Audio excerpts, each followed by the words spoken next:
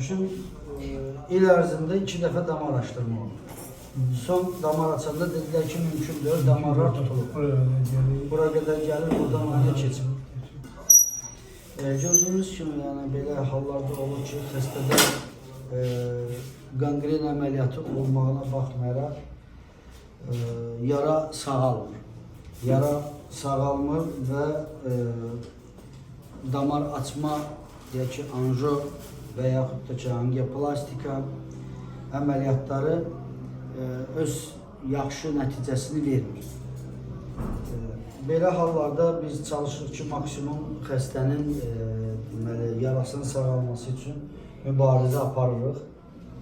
Amma görürsən ki, əgər invaziv metodlarda öz effektiv olmadıqda məcbur sonradan yüksək amputasiya gətirib çıxarda bilir.